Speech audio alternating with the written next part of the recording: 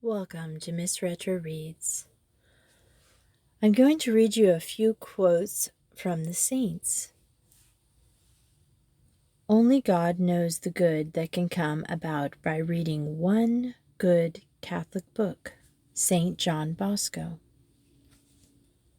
Before beginning to read, raise your mind to the Lord and implore Him to guide your mind Himself, to speak to your heart and move your will.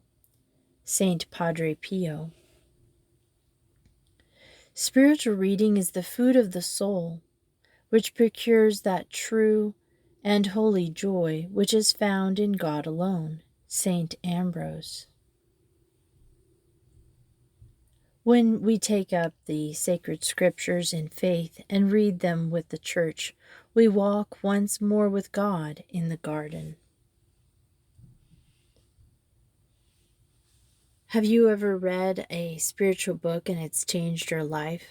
I know many books that have helped me tremendously. So I'm going to hear what the saints say on spiritual reading. This is Saint Alphonsus Liguori on spiritual reading. To a spiritual life, the reading of holy books is perhaps not less useful than mental prayer. Saint Bernard says reading instructs us at once in prayer and in the practice of virtue. Hence he concluded that spiritual reading and prayer are the arms by which hell is conquered and paradise won. We cannot always have access to spiritual Father for counsel in our actions, and particularly in our doubts. But reading will abundantly supply his place by giving us lights and direction to escape the illusions of the devil and of our own self-love, and at the same time to submit to the divine will. Hence Saint Athanasius used to say that we find no one devoted to the service of the Lord that did not practice spiritual reading. Hence all the founders of religious orders have strongly recommended this holy exercise to their religious. Saint Benedict, among the rest, commanded that each monk should every day make a spiritual reading, and that 2 others should be appointed to go about visiting the cells to see if all fulfilled the command. And should any monk be found negligent in observance of this rule, the saint ordered, a penance is to be imposed upon him. But before all, the apostle prescribed spiritual reading to Timothy. Attend unto reading. Mark the word attend, which signifies that, although Timothy, as bishop, was greatly occupied with the care of his flock, still the apostle wished him to apply to reading of holy books, not in a passing way and for a short time, but regularly and for a considerable time. The reading of spiritual books is as profitable as reading of bad books is noxious. As the former has led to the conversion of many souls, so the latter is every day the ruin of many young persons. The first author of pious books is the Spirit of God, but the author of pernicious writings is the devil, who often artfully conceals from certain persons the poison that such works contain, and makes these persons believe that the reading of such books is necessary in order to speak well, to acquire a knowledge of the world for their own direction, or at least in order to pass the time agreeably. But I say that especially for religious, nothing is more pernicious than the reading of bad books. And by bad books I mean not only those that are condemned by the Holy See, either because they contain heresy or treat of subject opposed to chastity, but also all books that treat of worldly love. What fervor can a religious have if she reads romances, comedies, or profane poetry? What recollection can she have in meditation or at communion? Can she be called the spouse of Jesus Christ? Should she not rather be called the spouse of a sinful world? Even young women in the world that are in habit of reading such books are generally not virtuous seculars. But some one may say, What harm is there in reading romances and profane poetry when they contain nothing immodest? Do you ask what harm? Behold the harm. The reading of such works kindles the concupiscence of the senses and awakens the passion. These easily gain the consent of the will, or at least render it so weak that when the occasion of any dangerous affection occurs, the devil finds the soul already prepared to allow itself to be conquered. A wise author has said that by reading of such pernicious books, heresy has made, and makes every day, great progress, because such reading has given and gives increased strength to libertinism. The poison of these books enters gradually into the soul. It first makes itself master of understanding and then infects the will, and in the end kills the soul. The devil finds no means more efficacious and secure of sending a young person to perdition than the reading of such poisoned works. Oh, what desolation will this poison produce, should it be ever introduced into any religious community! A single bad book will be sufficient to cause the destruction of a monastery. Blessed spouse of the Lord, should a work of this description ever fall into your hands, cast it at once into the fire, that it never more may be seen. If you are superior and wish not to have a great account to render to God, exclude all such books from the convent. Remember also that for you certain useless books, though not bad, will be pernicious, because they will make you lose the time that you can employ in occupations profitable to the soul. In a letter to his disciple, Justitium, Saint Jerome stated for her instruction that in his solitude at Bethlehem he was attached to the works of Cicero and frequently read them, and that he felt a certain disgust for pious books because their style was not polished. He was seized with a serious malady, in which he saw himself at the tribunal of Jesus Christ. The Lord said to him, "Tell me, what are you?" "I am," replied the saint, "a Christian." "No," rejoined the judge, "you are a Ciceronian, not a Christian." He then commanded him to be instantly scourged. The saint promised to correct his fault, and having returned from the vision, he found his shoulders livid and covered with wounds, in consequence of the chastisement that he had received. Henceforward he gave up the works of Cicero and devoted himself to the reading of books of piety. It is true that in the works like those of Cicero we sometimes find useful sentiments. But the same St. Jerome wisely said in a letter to another disciple, "What need have you of seeking for a little gold in the midst of so much mire, when you can read pious books in which you may find all gold without any mire?" Works on moral theology also are ordinarily useless and sometimes even injurious, because by reading them their conscience may be disturbed, or may learn what it is not useful for it to know.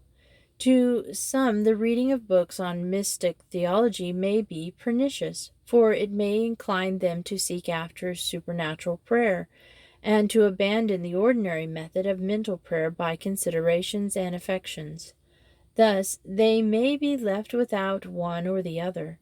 For no one should seek to attain the prayer of contemplation unless God clearly calls him to it. Hence St. Teresa, after death, appeared to one of her nuns and directed that the superiors should forbid that religious to read her books of visions and revelations, saying that she had become a saint not by visions and revelations, but by the practice of virtue.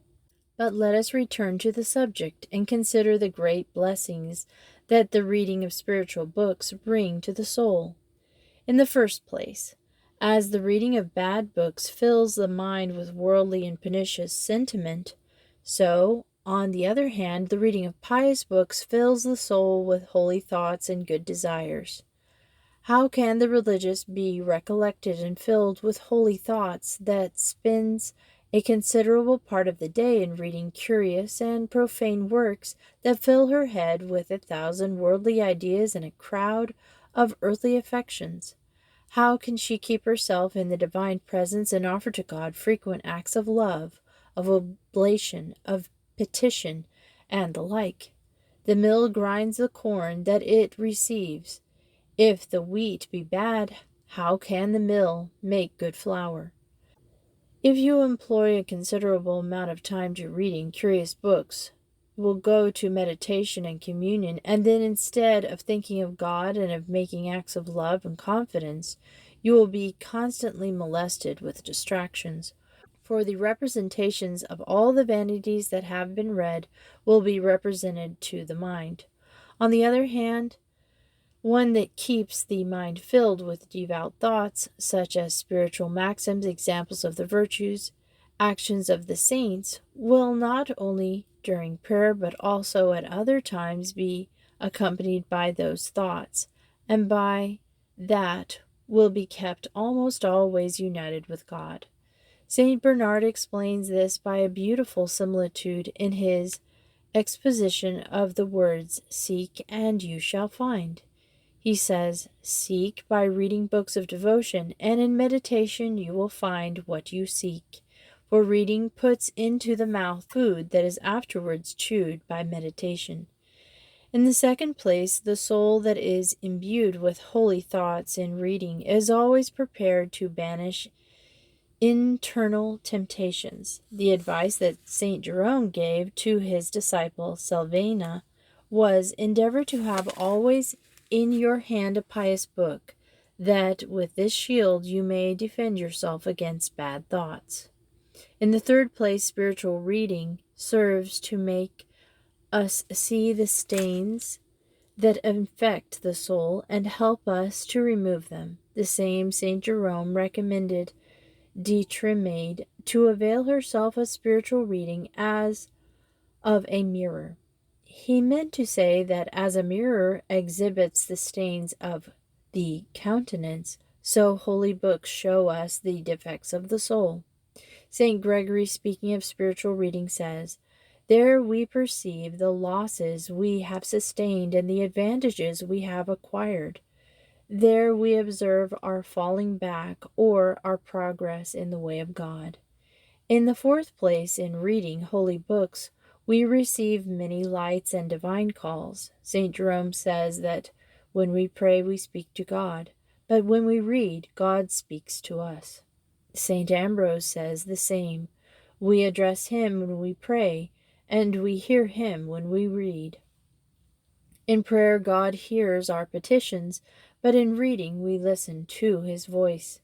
We cannot, as I have already said, always have at hand a spiritual father, nor can we hear the sermons of sacred orators to direct and give us light to walk well in the way of God.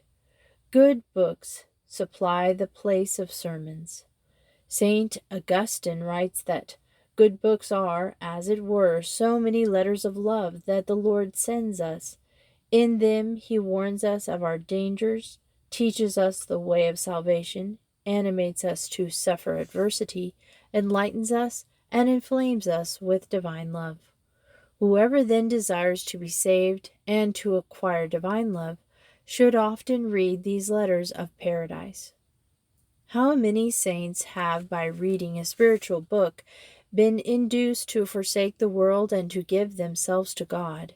It is known to all that St. Augustine, when miserably chained by his passions and vices, was by reading one of the epistles of St. Paul, enlightened with divine light, went forth from his darkness, and began to lead a life of holiness. Thus also St. Ignatius, while a soldier, by reading a volume of the Lives of the Saints, which he accidentally took up in order to get rid of the tediousness of the bed to which he was confined by sickness, was led to begin a life of sanctity, and became the father and founder of the Society of Jesus, an order which has done so much for the Church. Thus also by reading a pious book, accidentally, and almost against his will, St. John Colombino left the world, became a saint, and the founder of another religious order. St. Augustine relates that two courtiers of the emperor Theodosius, entered one day into a monastery of solitaries. One of them began to read the life of St. Anthony, which he found in one of the cells. So strong was the impression made upon him that he resolved to take leave of the world. He then addressed his companions with so much fervor that both of them remained in the monastery to serve God. We read in the Chronicles of the Discalced Carmelites that a lady in Vienna was prepared to go to a festivity, but because it was given up, she fell into a violent passion.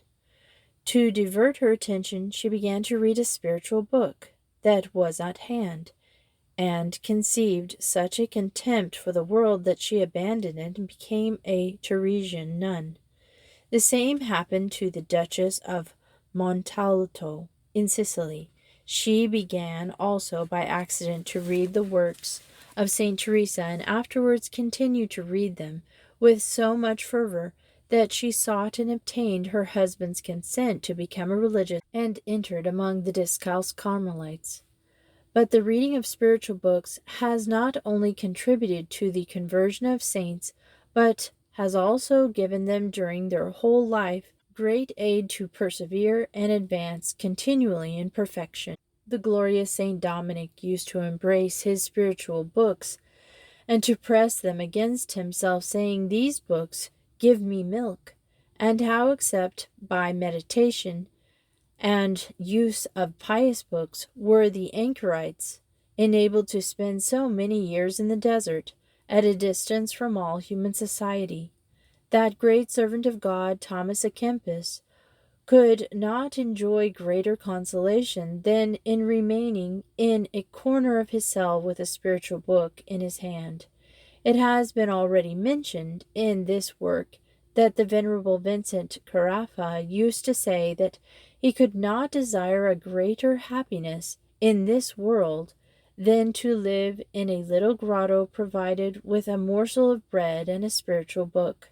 St. Philip Neri devoted all the vacant hours that he could procure to the reading of spiritual books, and particularly to the lives of the saints. If you ask me what book is most useful for you who are religious, above all, I counsel you to read the books that you find calculated to excite your devotion, and to move you most powerfully to unite your soul to God. Of this character are the works of St. Francis de Sales, St. Teresa, of the Father Granada, of Rodriguez, of St. Jure, of Nuremberg, St. Pinamonti, and other similar books, and particularly the Admonitions to Religious by the Fathers of St. Muir, and the Aesthetic Directory of Father Scaramelli, a modern work, but full of learning and unction. In general, I advise you to lay aside works that are hard to understand, and to read books of devotion written in a plain and simple style. Be careful also to read the subjects that you know will contribute most to your perfection. Among the rest, read frequently the lives of the saints, and particularly of those who have been religious, such as the life of St. Teresa, of St. Mary Magdalene de Pazzi, St. Catherine of Siena, St. Jane Frances de Chantal, of the Venerable Francis Farnes, of the Venerable Sister Serafina de Capri, of St. Peter of Alcantara, of St. John of the Cross, of St. Francis Borgia, of St. Aloysius Gonzaga, etc.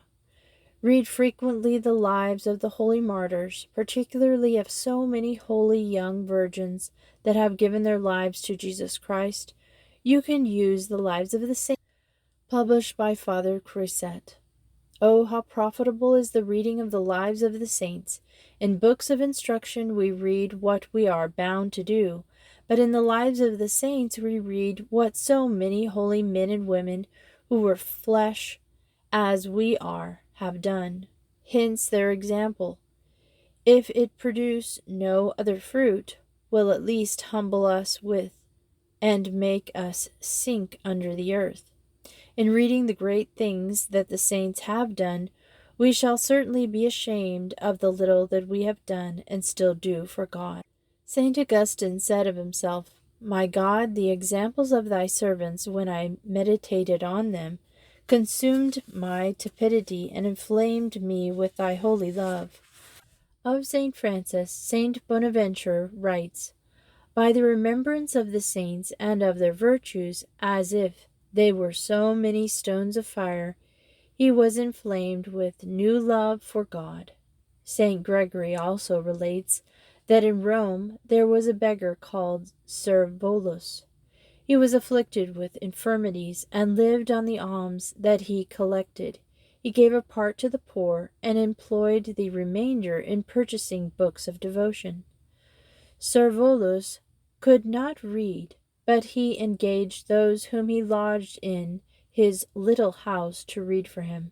St. Gregory says that by listening to these spiritual readings, Servolus acquired great patience and a wonderful knowledge of the things of God.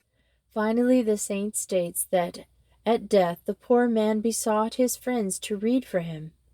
But before breathing his last, he interrupted the reading and said, "Be silent, be silent. Do you not hear how all paradise resounds with canticles and harmonious music?"